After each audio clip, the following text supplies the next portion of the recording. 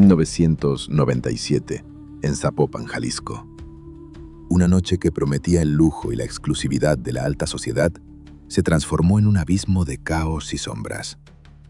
Las luces de neón parpadeaban sobre el asfalto mientras el eco de un estruendo ensordecedor rebotaba en las paredes de cristal de uno de los lugares más prestigiosos de la ciudad. Lo que ocurrió aquella noche dentro de las puertas del prestigioso restaurante Max Film no solo rompió la aparente tranquilidad de una metrópoli próspera, sino que expuso una guerra subterránea que nadie se atrevía a mirar. Hasta el día de hoy, el olor acre a humo y la memoria de los cristales rotos siguen resonando en los pasillos de las agencias de investigación como un eco fantasmagórico. Fue el instante exacto en que la línea entre la ley y el poder absoluto se desvaneció por completo. Aquellos que llegaron a la escena sabían, en el fondo de su ser, que estaban a punto de abrir una caja de Pandora de la cual sería imposible escapar. El silencio que siguió a la tempestad fue quizás lo más aterrador de todo. Si quieres saber cómo los investigadores mexicanos enfrentaron este muro impenetrable de silencio y finalmente revelaron la verdad oculta detrás de la fachada del poder, suscríbete ahora mismo y déjame en los comentarios el nombre del próximo caso que quieres escuchar. Corría el mes de abril. La zona metropolitana de Guadalajara atravesaba una época de profunda transformación, un apogeo económico donde los rascacielos comenzaban a rasgar el horizonte y el dinero fluía por las avenidas principales con la misma rapidez que los secretos. En el corazón de Zapopan, un municipio que albergaba a la élite financiera, el restaurante Max Film se erigía como el santuario definitivo del estatus. Era el tipo de establecimiento donde los meseros portaban uniformes inmaculados, donde las botellas de vino costaban lo que un ciudadano promedio ganaba en un año, y donde las gruesas puertas de madera gruesa servían como barrera entre los privilegiados y el mundo exterior. Sin embargo, aquella barrera probaría ser trágicamente frágil. A las afueras, el bullicio nocturno fluía con normalidad. Adentro, las conversaciones en voz baja y el tintineo de las copas de cristal dictaban el ritmo de la velada. Pero en el mundo de la investigación criminal, se sabe que las atmósferas más serenas son a menudo el preludio de las tormentas más devastadoras. A varios kilómetros de distancia, en las entrañas del Centro de Control y Comando de la Policía Local, la monotonía de la guardia nocturna se rompió en 1000 pedazos. Los operadores de los conmutadores, acostumbrados a reportes de robos menores o accidentes de tránsito, presenciaron cómo las líneas de emergencia comenzaron a parpadear simultáneamente. Una cascada de llamadas inundó la frecuencia. Al levantar los auriculares, los despachadores no encontraron la voz articulada de un ciudadano buscando ayuda, sino un coro de terror absoluto. Gritos fragmentados. El sonido inconfundible de mesas siendo volcadas. Un ruido sordo, continuo, ensordecedor, que la estática de las líneas telefónicas apenas podía contener. Y luego, una tras otra, las llamadas terminaban en un silencio sepulcral.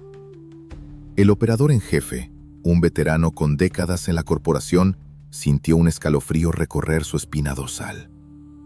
No se trataba de un altercado común. La naturaleza de las comunicaciones indicaba un evento de proporciones críticas. De inmediato, se activó el código de máxima prioridad. Las frecuencias de radio de las patrullas en el sector cobraron vida con órdenes tajantes, carentes de cualquier emoción, exigiendo a todas las unidades disponibles converger en las coordenadas del restaurante Max Film. El trayecto de los primeros respondientes a través de las avenidas iluminadas por faroles amarillos fue tenso. Dentro de las patrullas, el silencio entre los oficiales era denso, pesado, cortado únicamente por el zumbido de la transmisión de radio que intentaba actualizar la situación en tiempo real. Nadie sabía exactamente a qué se dirigían. Al doblar la última esquina y adentrarse en la avenida que albergaba el establecimiento, las torretas rojas y azules de las unidades comenzaron a rebotar contra una densa nube de polvo y humo que flotaba en el aire gélido de la madrugada. El freno brusco de los neumáticos marcó la llegada. Los oficiales abrieron las portezuelas, desenfundando su entrenamiento operativo, y se parapetaron detrás del metal de sus vehículos. Pero no hubo resistencia. Los visitantes no invitados ya se habían esfumado, tragados por la oscuridad de la noche tapatía. Lo que los investigadores de primera línea encontraron al acercarse a la fachada fue una visión sacada de una pesadilla moderna. La estructura frontal del Max Film, antes un testamento al diseño de vanguardia, había sido reducida a un esqueleto deforme. Los inmensos ventanales de cristal templado ya no existían. En su lugar, una alfombra de fragmentos filosos cubría la acera, brillando siniestramente bajo las luces de las torretas policiales.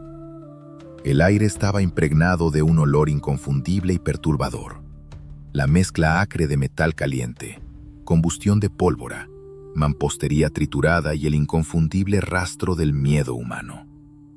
Al establecer el primer perímetro de seguridad, el sargento a cargo dio el primer paso hacia el estacionamiento. Allí, bajo la tenue luz de las lámparas sobrevivientes, yacían esparcidos cientos de pequeños objetos metálicos, casquillos percutidos que pavimentaban el suelo como una macabra alfombra de bronce. Vehículos de lujo, camionetas blindadas y sedanes de importación habían sido abandonados con las puertas abiertas de par en par, algunos con los motores aún en marcha, ronroneando suavemente en medio de la desolación. Las carrocerías mostraban cicatrices profundas, Favoraciones simétricas que contaban la historia de un embate táctico sin precedentes. La precisión geométrica de los daños estructurales hablaba volúmenes a los ojos entrenados de los peritos que apenas comenzaban a llegar a la escena. Aquello no era obra de delincuentes comunes o de un arrebato pasional. Mientras el equipo de criminalística procedía al acordonamiento con la característica cinta amarilla, la evaluación preliminar del interior revelaba una narrativa espeluznante. Mesas volcadas, sillas finas astilladas, botellas de licor destrozadas cuyos líquidos se mezclaban con manchas oscuras en las alfombras persas. La devastación era total. Los oficiales de la policía investigadora cruzaban miradas en silencio, asimilando la magnitud del trágico incidente. Cada paso que daban hacía crujir los cristales bajo sus botas. La fijación del lugar de los hechos comenzó bajo una tensión insoportable. Las cámaras fotográficas emitían destellos constantes, capturando la quietud que había sucedido a la furia. Al analizar los ángulos de impacto y la agrupación de los indicios balísticos en las paredes del restaurante, los especialistas en la reconstrucción de eventos notaron algo profundamente perturbador. Los responsables no dispararon al azar.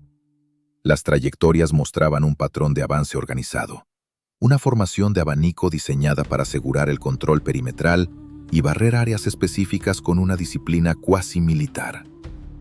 Quienes fuesen que hubieran orquestado aquella incursión contaban con un entrenamiento avanzado, un arsenal fuera del alcance civil y, lo más aterrador, una total falta de temor a las represalias del Estado. Habían entrado, ejecutado su objetivo y desaparecido en un margen de tiempo que dejaba a las autoridades locales completamente inoperantes. El jefe de la división de homicidios se paró en el centro del salón destrozado, observando el techo perforado y respirando el aire espeso. Sabía que los informes de esa noche llegarían directamente a los escritorios más altos en la Ciudad de México. Aquel lugar, en ese preciso momento, dejó de ser un simple restaurante de lujo para convertirse en el epicentro de un terremoto investigativo. Las evidencias estaban ahí, frías y mudas, esperando ser descifradas. Pero el instinto del investigador le advertía que detrás de esos cientos de objetos metálicos esparcidos se ocultaban fantasmas con nombres prohibidos. La recolección de indicios apenas comenzaba, y el reloj de la impunidad ya estaba corriendo en contra de ellos. La madrugada avanzaba con una lentitud sofocante sobre las calles de Zapopan. A medida que los minutos escurrían, el restaurante Max Film mutaba de un santuario de la alta sociedad a un laboratorio forense al aire libre. La cinta amarilla, con la inconfundible leyenda negra que delimitaba la zona de intervención, fue extendida de poste a poste, creando un doble perímetro de seguridad para preservar los secretos que yacían esparcidos en el suelo. Los destellos de luz roja y azul de las patrullas fueron rápidamente opacados por la instalación de potentes reflectores halógenos, traídos por los equipos de peritos en criminalística de campo del Instituto Forense. Aquella luz blanca, quirúrgica e implacable desnudó por completo la brutalidad de la escena. El silencio en el área de acordonamiento era denso, interrumpido únicamente por el crujir del cristal bajo el calzado táctico de los investigadores y el sonido mecánico de los obturadores fotográficos. La fijación del lugar de los hechos demandaba una frialdad absoluta, una desconexión emocional que permitiera a los técnicos procesar la magnitud del caos. El suelo del estacionamiento, cubierto de asfalto y grava fina, presentaba un desafío titánico. Los peritos comenzaron a colocar pequeños indicadores plásticos de color amarillo, cada uno marcado con un número negro al lado de cada indicio físico. 1, 2, 10, 50, 100. Los números ascendían rápidamente. Eran cientos de casquillos percutidos, elementos metálicos vacíos que delataban el uso de calibres exclusivos, reservados únicamente para fuerzas operativas de alto rango. A la vista de un espectador común, el piso parecía haber sido sembrado con una extraña cosecha de bronce reluciente. Para los especialistas en balística, sin embargo, aquella disposición de elementos metálicos era un mapa, una huella dactilar topográfica de cómo los atacantes se habían desplazado. Al insertar varillas de colores en las perforaciones de los muros y los vehículos abandonados para trazar las trayectorias, emergió un patrón escalofriante. Los ángulos convergentes demostraban que no hubo ráfagas ciegas. Todo fuego cruzado había sido dirigido con un propósito quirúrgico, cubriendo las vías de escape y suprimiendo cualquier intento de respuesta del equipo de seguridad interna del local. Mientras el trabajo de planimetría y recolección de indicios continuaba en el exterior, el detective a cargo de la investigación se adentró en las entrañas del restaurante, buscando el sistema nervioso del edificio, el cuarto de monitoreo de seguridad. Caminando entre sillas volcadas y charcos de bebidas derramadas que impregnaban las gruesas alfombras, llegó a un pequeño cubículo al fondo del pasillo de servicio. La esperanza de encontrar los rostros de los responsables grabados en cinta se desvaneció casi de inmediato. El equipo de VR estaba intacto, sin señales de daño físico, pero al reproducir las grabaciones de los últimos 60 minutos, el misterio se tornó aún más profundo. Las pantallas mostraban ángulos inútiles, destellos de luz que cegaban los lentes, o figuras en movimiento tan borrosas y distorsionadas que resultaba imposible extraer rasgos faciales.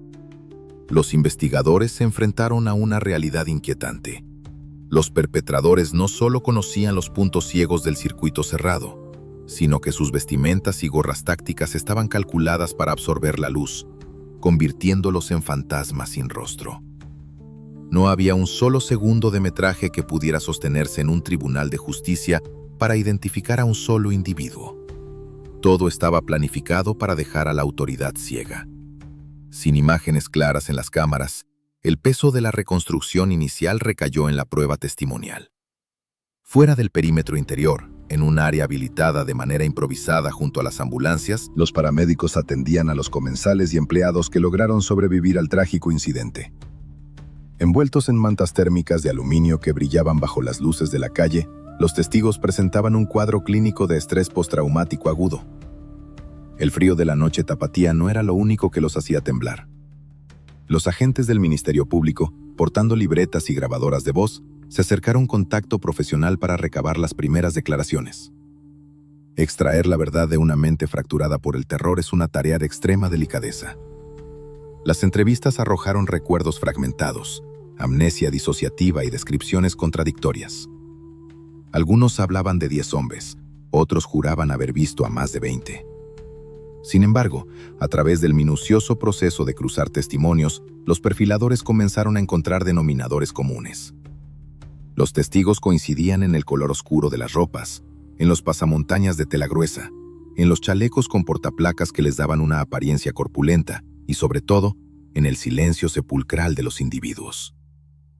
«No decían nada», murmuró una de las anfitrionas del restaurante, con la mirada perdida en el vacío y las manos temblorosas aferradas a un vaso de agua. «No gritaban órdenes, No insultaban, solo avanzaban y levantaban sus herramientas. Parecían sombras coordinadas por telepatía. Esa sincronía operativa, ese control absoluto de las emociones en medio del caos, convenció a los investigadores de que no estaban lidiando con operadores improvisados. Reuniendo las actas de las entrevistas y los primeros dictámenes de criminalística, el investigador en jefe regresó a su vehículo y desplegó un cuaderno de esquemas sobre el cofre metálico. Bajo la luz de una linterna táctica, comenzó a trazar el croquis del asalto. Las marcas de neumáticos en el pavimento sugerían la llegada simultánea de múltiples vehículos pesados, probablemente camionetas tipo van modificadas. 2 unidades habían sellado la avenida principal, bloqueando el tráfico y estableciendo un perímetro externo de contención.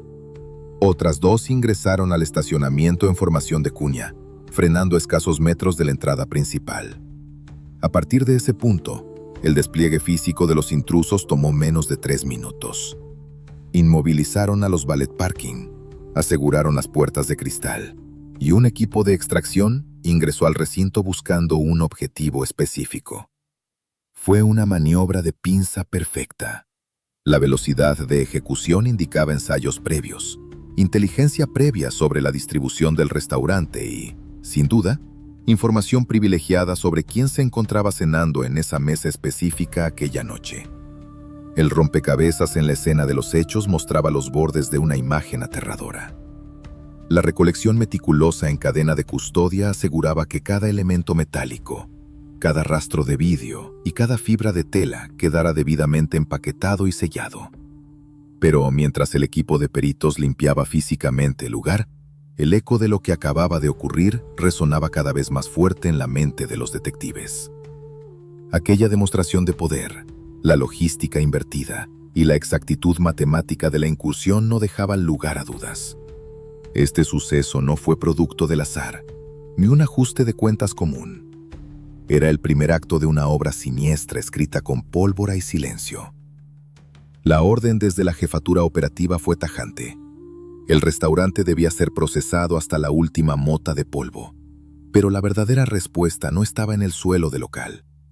La clave para desentrañar el motivo de esta operación táctica se ocultaba en los metales pesados que quedaron abandonados a las afueras, en el estatus de los vehículos de lujo cuyas placas y números de serie aguardaban silenciosos para revelar la identidad de los protagonistas de esta noche de terror.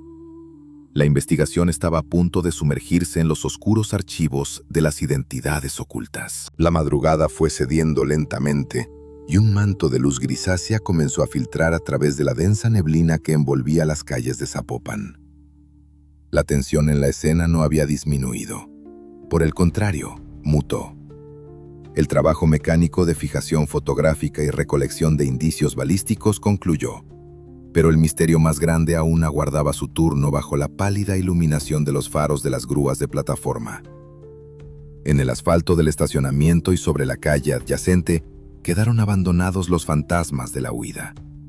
Varios vehículos de lujo y camionetas utilitarias, mudos testigos de la precisión operativa de la noche anterior. Eran la última frontera física antes de sumergirse en el abismo de las redes de inteligencia. El jefe de la división de robo de vehículos y los especialistas en identificación automotriz, conocidos en el argot policial como peritos en números de serie, se aproximaron a las unidades. El aire olía a aceite de motor quemado y plástico derretido en aquellos vehículos cuyas carrocerías habían sufrido el embate directo de los impactos. Con extremo cuidado, portando guantes de látex dobles para preservar posibles evidencias de transferencia o rastros lofoscópicos, los técnicos abrieron las puertas pesadas.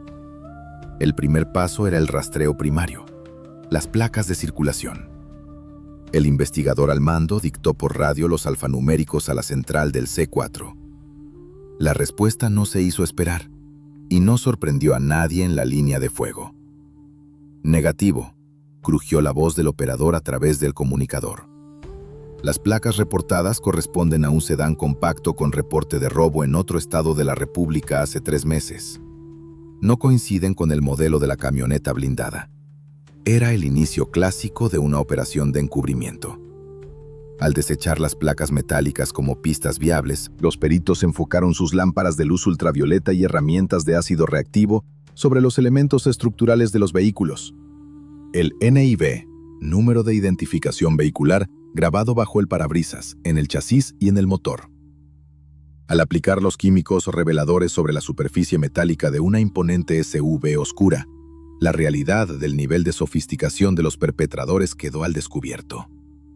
Los números originales habían sido desbastados con esmeriles de precisión y regrabados con troqueles casi perfectos. Era un trabajo de alteración de identidad automotriz digno de un taller de alta ingeniería clandestina, diseñado específicamente para evadir los controles y aduanas nacionales.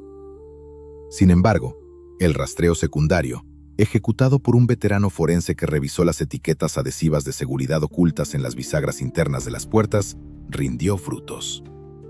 Aquellos números seriales encriptados, cruzados inmediatamente con las bases de datos de aduanas y registros federales, arrojaron el verdadero origen de las unidades. Eran vehículos importados, adquiridos a través de empresas fachada, corporativos fantasmas registrados en direcciones de lotes baldíos y edificios de oficinas abandonados. Un intrincado laberinto de testaferros y prestanombres que se extendía mucho más allá de las fronteras del estado de Jalisco. El análisis de la inteligencia vehicular obligó a los detectives a abandonar la calle y a trincherarse en el cuarto de análisis táctico de la fiscalía. Las paredes del recinto rápidamente se cubrieron con fotografías de los vehículos, diagramas de flujo que trazaban la procedencia de las placas falsas y nombres de corporativos mercantiles sin rostro. Pero fue un descubrimiento inesperado el que cambió drásticamente el rumbo de la investigación. Dentro de una de las camionetas acorazadas abandonadas por el equipo de seguridad que intentó repeler la agresión en el restaurante, los técnicos encontraron un objeto insignificante a simple vista. Una pequeña libreta de piel negra, oculta bajo el asiento del copiloto, y un radio de comunicación encriptado, cuyo canal de frecuencia operaba en una banda restringida, usualmente reservada para uso exclusivo del Estado. El peritaje del equipo de comunicación y el análisis documental de la libreta, que contenía códigos alfanuméricos, itinerarios de vuelo privados y coordenadas geográficas, abrieron una ventana hacia la identidad de las víctimas de aquel trágico incidente. A través de la red de bases de datos compartidas a nivel nacional y mediante el rastreo de los registros de un jet privado estacionado en el aeropuerto local esa misma tarde, la silueta de los ocupantes de la mesa principal del MaxFIM comenzó a materializarse. El nombre que finalmente emergió en los monitores del equipo de inteligencia hizo que el silencio cayera como una lápida de plomo sobre la sala de juntas de la comandancia. No era un empresario cualquiera, ni un político de provincia. Los cruces de información revelaron que, bajo un alias perfectamente construido, aquella noche se encontraba cenando en el restaurante uno de los perfiles de más alto nivel dentro de la pirámide de las estructuras clandestinas que operaban en la región norte del país. Un individuo catalogado en los informes clasificados como un estratega maestro, un VIP de la sombra, un líder indiscutible cuyas operaciones financieras movía la balanza económica de ciudades enteras. La reconstrucción de los movimientos previos al suceso confirmó que este objetivo principal había logrado evadir la confrontación directa.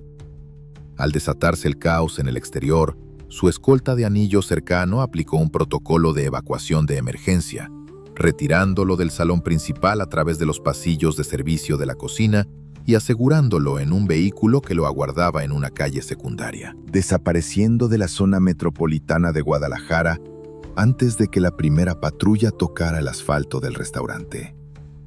El descubrimiento de esta identidad protegida transformó la naturaleza del caso.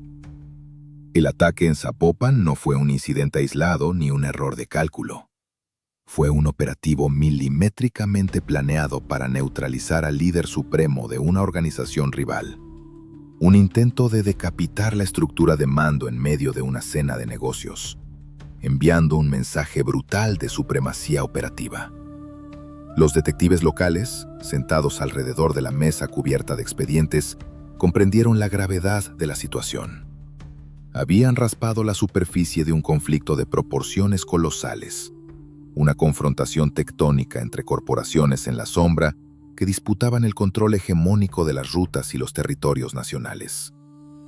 Al desvelar estas identidades ocultas, los investigadores locales acababan de cruzar una línea invisible. Se encontraban husmeando en los registros y los secretos de individuos que poseían el poder de desaparecer expedientes, alterar evidencias y silenciar preguntas. El ambiente en la sala de análisis se volvió asfixiante. Sabían que, con esta nueva información, el caso ya no pertenecía únicamente a la jurisdicción de un municipio ni del Estado. El estruendo provocado por las revelaciones en torno a los nombres ocultos en las bases de datos pronto llegaría a oídos de las más altas esferas gubernamentales. La cacería por la verdad estaba a punto de encontrarse con el muro de contención más formidable que un investigador puede enfrentar: la intervención burocrática y el hermetismo de las fuerzas federales. El aire acondicionado de la Fiscalía Estatal zumbaba con una monotonía desesperante, pero no lograba enfriar la tensión que hervía en las oficinas de los investigadores encargados del caso Max Fimm. Las revelaciones de la noche anterior, la decodificación de las rutas de huida y la confirmación de la presencia de un VIP de la sombra en la zona cero habían transformado la atmósfera del lugar. Lo que comenzó como el procesamiento de una escena del crimen en Zapopan ahora irradiaba el calor de un conflicto de proporciones nacionales. Los detectives, con los ojos inyectados en sangre por la falta de sueño y la sobrecarga de cafeína, preparaban los informes preliminares para solicitar órdenes de cateo e intercepción de comunicaciones. La inercia de la investigación los impulsaba hacia adelante, creyendo que la justicia penal operaba en una línea recta. Estaban equivocados.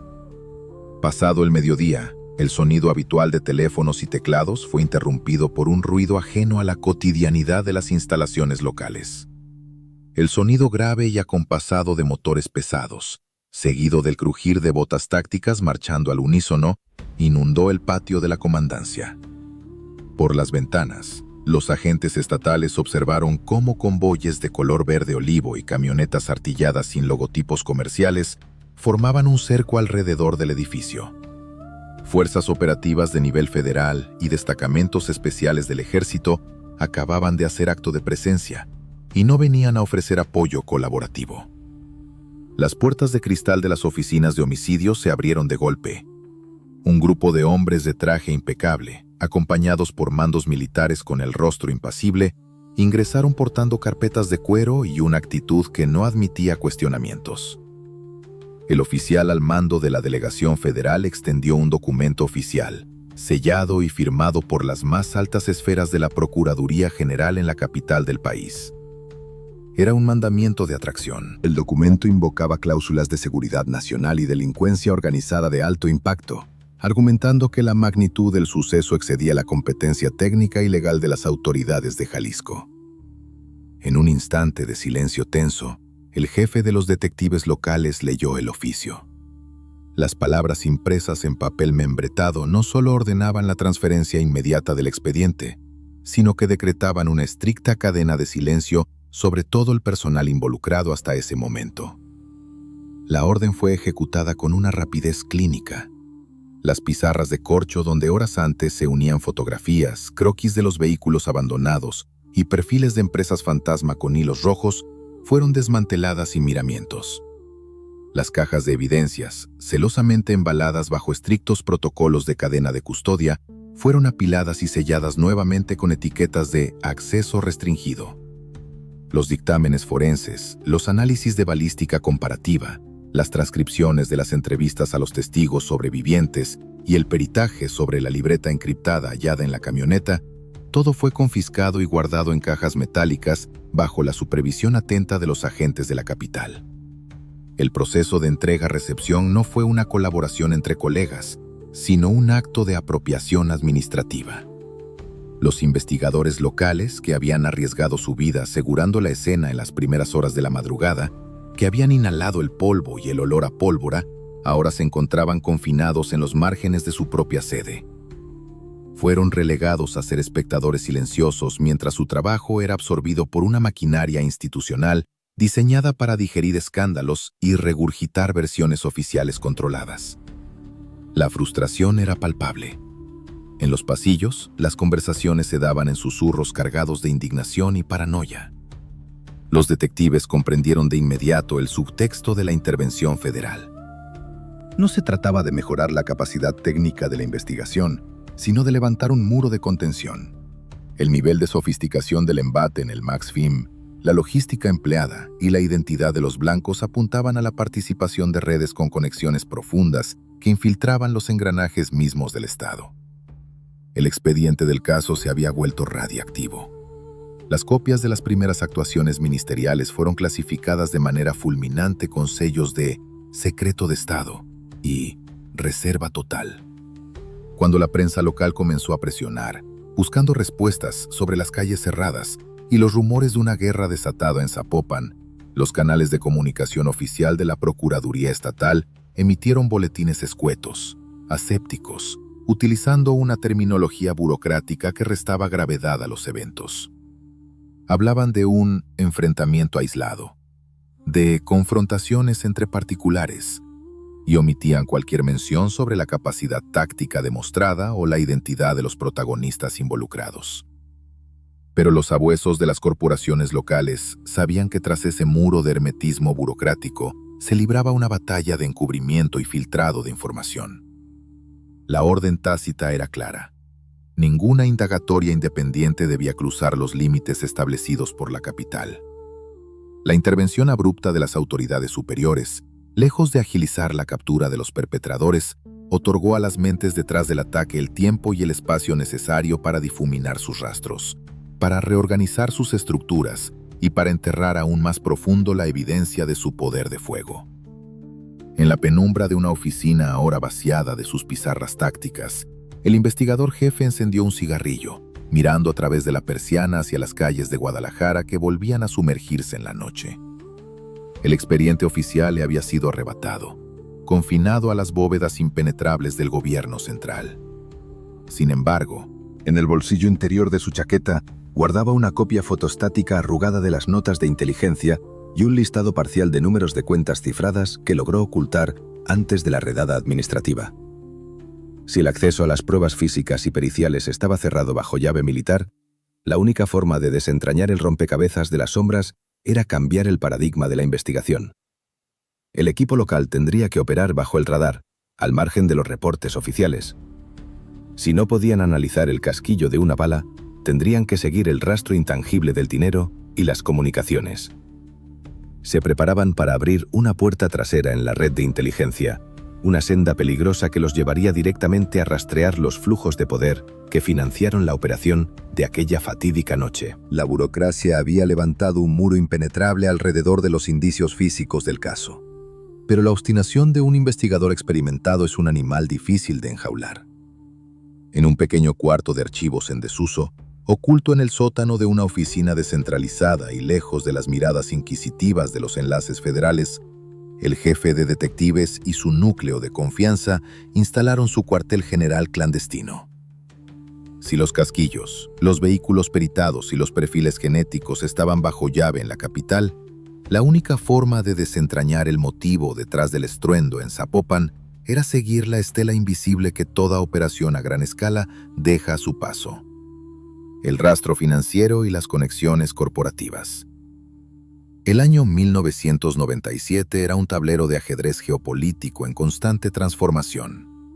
La apertura de mercados y la privatización de sectores estratégicos en México habían creado un ecosistema perfecto para la proliferación de ingenierías financieras complejas. Las organizaciones que operaban en las sombras no se manejaban con maletines llenos de efectivo bajo la lluvia, sino que habían evolucionado en consorcios internacionales con contadores egresados de las mejores universidades, redes de inversión de capital de riesgo e infraestructura corporativa. Para financiar una incursión táctica como la del MaxFIM, se requiere más que la simple voluntad de hacer daño. Se necesita logística pesada, adquisición de vehículos blindados sin dejar rastro, compra de frecuencias de radio encriptadas, arrendamiento de inmuebles de seguridad y la contratación de personal altamente especializado, capaz de ejecutar maniobras paramilitares en el corazón de una zona exclusiva sin dudar un segundo. Todo esto cuesta millones, Y esos millones, inexorablemente, deben dejar un rastro magnético en los servidores bancarios. Los detectives comenzaron su cacería de cuello blanco. Armados con las fotocopias de los números de cuenta y los nombres de las empresas fachada que habían logrado extraer antes de la intervención federal, iniciaron un lento y tortuoso proceso de minería de datos. Utilizaron contactos extraoficiales en la Comisión de Valores y enlaces de confianza en las áreas de auditoría bancaria, filtrando consultas bajo el disfraz de investigaciones rutinarias por evasión fiscal. Las hojas de cálculo y los diagramas de transacciones comenzaron a tapizar las paredes del sótano. La red que emergía frente a sus ojos era un laberinto diseñado para marear a cualquier inspector. Cuentas puente en paraísos fiscales, transferencias interbancarias fraccionadas en docenas de depósitos menores para eludir los umbrales de alerta del sistema financiero internacional, y empresas de bienes raíces que compraban y vendían propiedades ficticias entre ellas mismas para lavar el rastro de los fondos. Sin embargo, los perfiladores financieros del equipo detectaron una anomalía, un patrón rítmico en medio del ruido de las transacciones. 3 meses antes del incidente, se registró un flujo masivo de capital que fue inyectado desde un fideicomiso en el extranjero hacia una red de concesionarias de vehículos pesados y agencias de seguridad privada con sede en la franja fronteriza norte del país. Este movimiento de capital coincidía temporalmente con una reestructuración de poder entre 2 de las cúpulas criminales más dominantes de México. La información de inteligencia recopilada apuntaba a que las franquicias operativas estaban en medio de una guerra fría por la sucesión de liderazgo y la consolidación de rutas de trasiego hacia el norte. El individuo de altísimo nivel, el VIP que había escapado del restaurante esa noche, era la pieza clave en esta pugna de titanes. Sus agresores, respaldados por la inyección masiva de capital que los detectives acababan de rastrear, pertenecían a una facción insurgente, un bloque disidente que buscaba derrocar la jerarquía establecida a través de un golpe de mano brutal y definitivo. El ataque en Zapopan no era un simple choque de fuerzas, era una declaración de intenciones corporativas escrita con plomo. Los invasores habían cruzado líneas rojas, operando lejos de sus territorios de influencia natural, enviando un mensaje claro a sus rivales y a las autoridades. El alcance de su poder táctico y financiero no tenía fronteras. Para confirmar estas hipótesis, el equipo de investigación necesitaba evidencia sólida que conectara la teoría financiera con las acciones en el terreno. Fue entonces cuando los especialistas en escuchas telefónicas lograron un avance significativo. Interceptando las líneas analógicas de un despacho contable sospechoso, asociado a una de las empresas fachada, captaron una conversación crucial. La grabación era de mala calidad, llena de estática, pero la voz al otro lado de la línea era fría, calculadora, exigiendo el balance final del proyecto operativo en Jalisco y quejándose amargamente de que el contratista principal no había logrado cerrar el trato con el cliente VIP. Aquel intercambio verbal, desprovisto de nombres concretos pero cargado de jerga corporativa, fue la pieza angular que unía los millones de dólares rastreados con los casquillos percutidos en el estacionamiento del MaxFIM. Con estos hallazgos, los detectives habían logrado esbozar el móvil y la arquitectura financiera detrás del atentado. Tenían los números de ruta, los esquemas de lavado de dinero y la identidad corporativa de los verdaderos arquitectos de la noche de terror. Pero la estructura era inmensa, y probar los vínculos en un tribunal, esquivando el bloqueo de las autoridades federales, requería algo más que diagramas de flujo. Necesitaban un testigo directo, alguien desde las entrañas del monstruo que estuviera dispuesto a traicionar el pacto de silencio. Un infiltrado que pudiera ponerle un rostro humano a esta maquinaria de violencia fría y calculadora. La respuesta a esta plegaria operativa vendría desde la oscuridad, a través de una llamada que cambiaría el curso de la investigación para siempre. El avance logrado a través de la inteligencia financiera había iluminado la arquitectura del conflicto, pero un caso no se sostiene en los tribunales solo con balances de cuentas y transferencias internacionales encriptadas. Se requería carne y hueso, un eslabón humano que atara la teoría a los actos de violencia perpetrados aquella madrugada. En el mundo de la investigación penal, la evidencia más contundente rara vez surge de un hallazgo científico fortuito. casi siempre brota de la traición. Fue en la tercera semana de estancamiento operativo cuando el teléfono encriptado del jefe de detectives vibró con un número desconocido. La voz al otro lado de la línea era áspera, entrecortada por la estática de una conexión intencionadamente distorsionada. No hubo saludos ni presentaciones, solo una frase clave, una referencia específica a un detalle del expediente que jamás había sido filtrado a la prensa. La posición exacta de la libreta de piel negra bajo el asiento del vehículo abandonado. Esa era la credencial de autenticidad. El informante, una sombra oculta en las entrañas de la organización rival, exigió una reunión presencial bajo sus propios términos. El encuentro se pactó para la medianoche, en el estacionamiento subterráneo de un centro comercial en remodelación a las afueras de la ciudad. Un laberinto de concreto desnudo sin cobertura de cámaras de seguridad ni señal de radio. El equipo de vigilancia periférica de la policía se desplegó a varias cuadras de distancia, instruido para intervenir solo ante una inminente amenaza letal. El jefe de detectives ingresó al sótano en solitario, el eco de sus pasos resonando contra los pilares de carga. De entre las sombras de una furgoneta utilitaria blanca surgió la figura. Llevaba el rostro semicubierto por el cuello de una chaqueta gruesa, y su lenguaje corporal delataba a un individuo acostumbrado a moverse bajo radar, calculando los ángulos ciegos y las vías de escape con cada movimiento. Este hombre no era un operador de bajo nivel. Su vocabulario y su serenidad lo perfilaban como un engranaje estratégico de inteligencia de la facción atacante. Alguien cuyo valor de supervivencia dictaba vender a sus antiguos superiores antes de ser purgado. La conversación, grabada subrepticiamente mediante un micrófono de contacto oculto en la solapa del detective, destapó la caja negra de la logística detrás de la incursión en Zapopan. El informante confirmó la teoría de la disputa de poder, pero los detalles operativos que relató congelaron la sangre del investigador. La planificación del asalto había durado más de 6 semanas. Durante ese tiempo, un equipo de avanzada, compuesto por especialistas en vigilancia y rastreo táctico, había rentado departamentos de lujo en los edificios aledaños al restaurante Max Film, estableciendo puntos de observación ininterrumpida. Utilizaron equipos ópticos de largo alcance y tecnología de clonación de frecuencias de radio para monitorear las comunicaciones de la escolta de anillo cercano del objetivo principal, el VIP.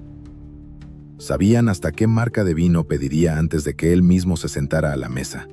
Susurró el informante, su voz teñida de una mezcla de repulsión y asombro profesional.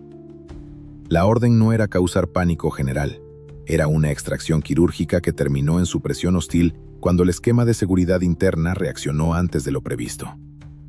El relato expuso la vulnerabilidad del sistema. Los agresores habían corrompido, meses antes, a técnicos de la compañía encargada del circuito cerrado de televisión del restaurante, obteniendo los planos eléctricos y las rutas de cableado. Esto explicaba por qué, en los momentos críticos de la noche, las cámaras principales no grabaron absolutamente nada útil, enfocando a paredes blancas o reiniciándose en bucle constante. Además, el informante entregó un dato devastador. El arsenal utilizado no fue contrabandeado en piezas pequeñas a través de las fronteras. Fue extraído directamente de almacenes logísticos paralelos a los del propio Estado, transportado en compartimentos ocultos de camiones comerciales que pasaron docenas de puntos de revisión bajo el amparo de documentación apócrifa avalada por autoridades aduaneras corruptas. Las palabras del informante pintaban el retrato de una corporación paramilitar que operaba con recursos casi ilimitados y una impunidad escalofriante. Los atacantes eran exmiembros de corporaciones tácticas, desertores que vendieron su entrenamiento de élite al mejor postor, convirtiendo un conocimiento financiado con dinero público en la herramienta de una empresa privada en la sombra. Al finalizar la reunión, el hombre entregó un dispositivo de almacenamiento encriptado. Ahí están las rutas de escape de los operadores de campo y las coordenadas de la casa de seguridad donde se reagruparon, concluyó, retrocediendo hacia la oscuridad. Pero no encontrarán a nadie allí. A esta hora la mayoría de ellos ya están siendo reubicados o silenciados por sus propios jefes. El contrato falló, y en este negocio, el fracaso se paga cortando los cabos sueltos. Con la memoria USB en su poder, el jefe de detectives regresó a su vehículo. Las piezas del rompecabezas finalmente encajaban, conformando una imagen de brutal eficacia y podredumbre institucional. La información extraída no solo confirmaba las teorías previas, sino que proveía las pruebas materiales y los testimonios necesarios para, al menos, exponer la verdad del operativo. El siguiente paso sería la reconstrucción definitiva, el ejercicio intelectual y pericial de amalgamar los reportes financieros, los croquis de balística y este testimonio desde el interior del abismo, para proyectar ante los altos mandos y quizás ante la historia la secuencia cronológica y exacta de cómo una operación paramilitar pudo ejecutarse con precisión milimétrica en el corazón de Jalisco. El reloj corría. Y la necesidad de blindar esta información antes de que los mecanismos de contención volvieran a silenciarlos era absoluta. El sótano de archivos descentralizado, ahora convertido en un centro de mando extraoficial, bullía con una actividad febril. Con la información extraída del dispositivo encriptado proporcionado por el informante y los diagramas de flujos financieros, el jefe de detectives y su equipo comenzaron la etapa más crítica de la investigación criminal: la síntesis pericial.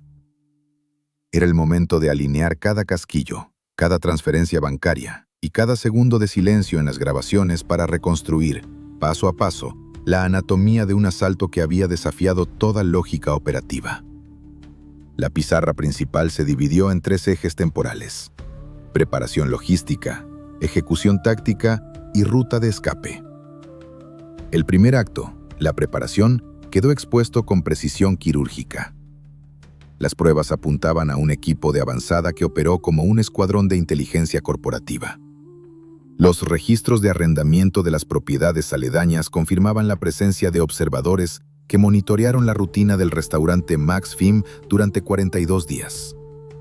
Mediante el cruce de las antenas de telefonía celular de la zona y los registros de pagos electrónicos, los analistas mapearon los patrones de comunicación de estos individuos. Descubrieron que utilizaban frecuencias de radio de salto constante, imposibles de rastrear por la policía local. Habían establecido un anillo de vigilancia pasiva, esperando pacientemente el momento en que su objetivo principal, el alto mando operativo de la facción contraria, se encontrara vulnerable en un espacio confinado. La reconstrucción del segundo acto, la ejecución, requirió una sinergia entre los reportes periciales originales, cuyas copias fotostáticas habían salvado del embargo federal, y la información confidencial. El ataque no fue un impulso salvaje, fue una maniobra de asalto planificada a la perfección. A las 22:15 horas, las camionetas pesadas rompieron el perímetro del estacionamiento. Los peritos trazaron las líneas de aproximación de los vehículos y la distribución de los operadores tácticos. La secuencia mostraba que un equipo de contención aseguró las salidas, mientras que una escuadra de asalto directo, portando armamento de supresión de alto calibre, ingresó al lobby del restaurante. El patrón de agrupación de los impactos en los ventanales y paredes interiores revelaba que el equipo de asalto avanzó en formación de cuña, utilizando tácticas de limpieza de habitaciones propias de unidades especiales. Su avance fue sistemático, eliminando la capacidad de respuesta de la escolta personal del objetivo. Sin embargo, la reconstrucción también evidenció el punto crítico de la falla operativa: la subestimación de la arquitectura del local. Los planos obtenidos demostraron que, en medio de la confusión generada por el embate principal, la cápsula de seguridad del objetivo ejecutó un protocolo de evacuación que no estaba en los cálculos iniciales de los agresores. Aprovechando una ruta de servicio oculta detrás de las cavas de vino, un pasadizo diseñado originalmente para la recepción de mercancías discretas, lograron evacuar al VIP hacia una calle paralela, donde un vehículo de reacción inmediata aguardaba con el motor encendido. El análisis cronológico de los tiempos de desplazamiento indicaba que la ventana de oportunidad para neutralizar al objetivo se había cerrado en tan solo 80 segundos. Al percatarse de la fuga de la presa, el escuadrón de asalto inició el repliegue táctico, abandonando la posición antes de que la primera patrulla municipal lograra responder a los llamados de auxilio. Finalmente, el tercer acto, la huida, desnudó el nivel de penetración en la infraestructura de seguridad de la ciudad. El rastreo de las coordenadas proporcionadas por el informante llevó a los investigadores a trazar una ruta de escape que atravesó el tejido urbano, evadiendo sistemáticamente cada punto de control policial y cámara de monitoreo de tránsito del C4. Las camionetas blindadas se dispersaron en direcciones opuestas, diluyéndose en el tráfico nocturno y reagrupándose horas después en la casa de seguridad ubicada en la periferia industrial. Al ejecutar una incursión encubierta en las coordenadas de la casa de seguridad, los detectives encontraron un cascarón vacío.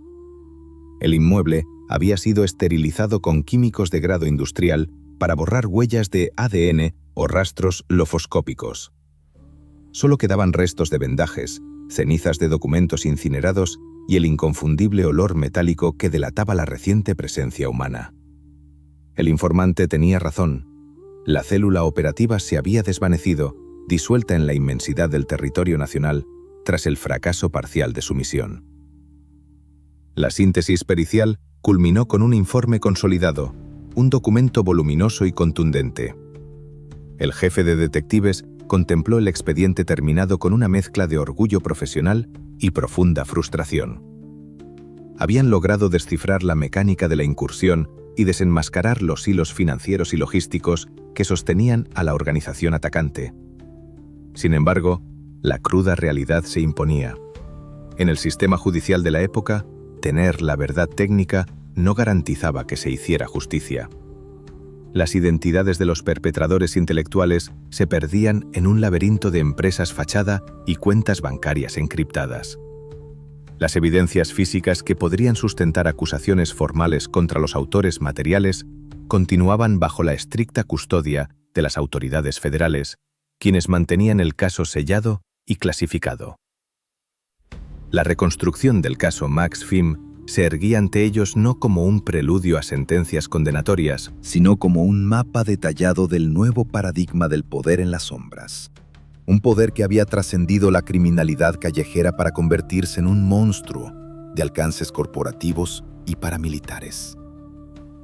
El informe final estaba completo, pero el verdadero desafío consistía en cómo preservar esta verdad para que no fuera devorada por la maquinaria del silencio oficial. El expediente, un grueso volumen de papel que condensaba semanas de análisis, reconstrucciones tácticas y rastreos financieros, reposaba ahora sobre el escritorio del jefe de detectives. Era el testamento de la obstinación. En esas páginas estaban delineadas las rutas de los casquillos, las firmas invisibles de las empresas fachada y las voces anónimas que confirmaron la logística de una operación paramilitar que había reescrito las reglas de la confrontación en México. Sin embargo, aquel compendio de la verdad, meticulosamente documentado, estaba destinado a convertirse en un fantasma burocrático. La realidad del sistema imponía su ley gélida. A pesar de haber desentrañado la mecánica del evento en el restaurante Max Fimm, la orden de reserva total impuesta por la Federación no se levantó. Las copias de los informes originales debían permanecer ocultas como reliquias de una guerra que el Estado prefería ignorar o gestionar desde las cúpulas del poder. No hubo arrestos espectaculares ni juicios públicos contra los autores intelectuales que orquestaron el despliegue táctico. La impunidad se vistió de secreto de Estado y el silencio volvió a gobernar sobre las calles de Zapopan. El impacto de aquella noche en abril de 1997 trascendió las fronteras de Jalisco. A nivel analítico, para las áreas de inteligencia del país, el caso Max Fimm se convirtió en un parteaguas. Marcó el fin de una era de pactos invisibles y confrontaciones artesanales. Los grupos de la sombra habían demostrado una evolución aterradora. Ahora contaban con capacidades logísticas que rivalizaban y en ocasiones superaban a las fuerzas de seguridad legítimas. Habían asimilado el entrenamiento táctico, el uso de armamento especializado y la capacidad de operar de manera corporativa. Para los detectives que arriesgaron su carrera y su vida armando el rompecabezas desde aquel oscuro sótano, el saldo fue agridulce. Por un lado, experimentaron la frustración paralizante de ver cómo la verdad técnica se estrellaba contra un muro de encubrimiento institucional y poderío económico. Supieron que las identidades ocultas tras los seudónimos de VIP y organización rival seguirían manejando los hilos del país, inmunes al brazo de la ley que ellos intentaban aplicar.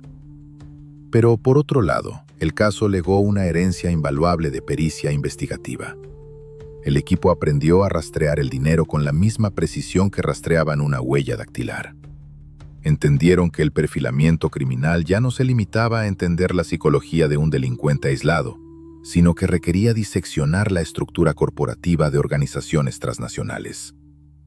Aquella metodología de cruzar inteligencia financiera, análisis de comunicaciones y planimetría táctica, forjada al calor de la frustración en el caso Max Fim, se convertiría en el estándar para las generaciones futuras de analistas y perfiladores en México. Con el paso de los años, el restaurante fue remodelado. Los cristales destrozados fueron reemplazados por ventanales impecables, y las cicatrices en el asfalto del estacionamiento se borraron bajo nuevas capas de pavimentación.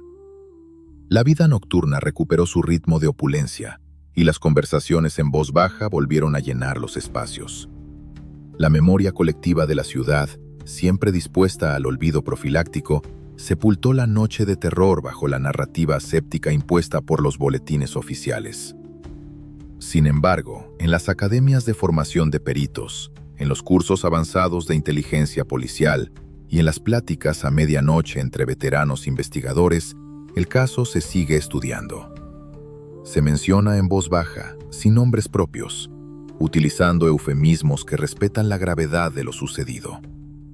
Se analiza como la noche en que el monstruo de 1000 cabezas enseñó sus dientes en plena zona de exclusividad y demostró que la seguridad, en un mundo donde el poder fáctico compra uniformes, Silencio y armas, es solo una ilusión de cristal templado. 1997. En Zapopan, Jalisco. Una noche que prometía el lujo y la exclusividad de la alta sociedad se transformó en un abismo de caos y sombras. Las luces de neón parpadeaban sobre el asfalto mientras el eco de un estruendo ensordecedor rebotaba en las paredes de cristal de uno de los lugares más prestigiosos de la ciudad. Lo que ocurrió aquella noche dentro de las puertas del prestigioso restaurante Max Fim no solo rompió la aparente tranquilidad de una metrópoli próspera, sino que expuso una guerra subterránea que nadie se atrevía a mirar. Hasta el día de hoy, el olor acre a humo y la memoria de los cristales rotos siguen resonando en los pasillos de las agencias de investigación como un eco fantasmagórico. Fue el instante exacto en que la línea entre la ley y el poder absoluto se desvaneció por completo. Si quieres saber cómo los investigadores mexicanos enfrentaron este muro impenetrable de silencio y finalmente revelaron la verdad oculta detrás de la fachada del poder, suscríbete ahora mismo y déjame en los comentarios el nombre del próximo caso que quieres escuchar.